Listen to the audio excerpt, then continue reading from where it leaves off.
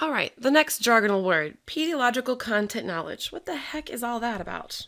Well, that just means that you're able to draw analogies, illustrations, and examples, explanations, and give demonstrations. How's that performed? Do you just teach the things that you know, leaving everything unknown to the textbook? No, of course you don't. Because you have done research beforehand. We've drilled that in.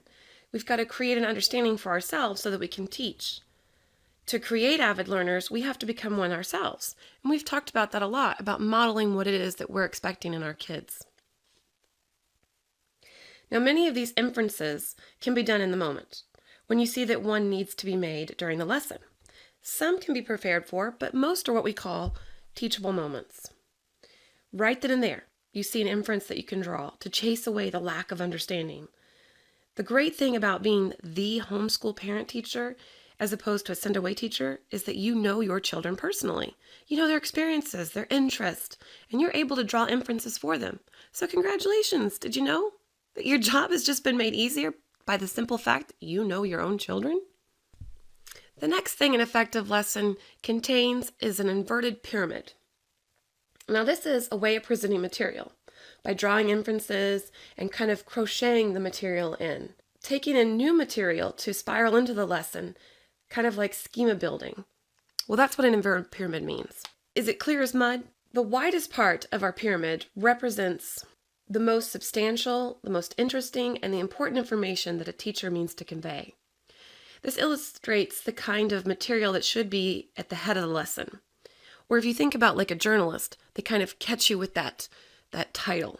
While the tapering to the lower portion illustrates other material that should follow an order of diminishing importance. The inverted pyramid strategy is used typically in a single subject's lesson. We'll go over a concrete inverted pyramid example later on. You know, an effective lesson, I was going to throw in movement. We've talked about the need for physical activity every day. We've talked about ways to wake our brain up. But here, we're going to talk about movement within the actual lesson. We're going to use a formula for this. And it's very simple. You take the age of the child, you subtract 2, and that's how many minutes sustained sitting can happen before movement is going to be needed. Remember, movement anchors academic concepts. So plan for chaos, accept chaos. There's a myth that the quiet brain is a learning brain. Remember, navigating the environment is the brain's favorite activity. If you'll recall back in our brain activation module, we talked about the dentate gyrus and how that's a crucial area in our hippocampus area.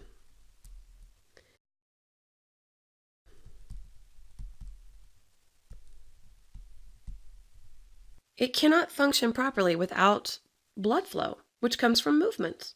Remember, that's gross motor, not fine motor. Glucose is a fuel. So if you're sitting for 20 minutes, there's no fuel. That's where our formula comes into play.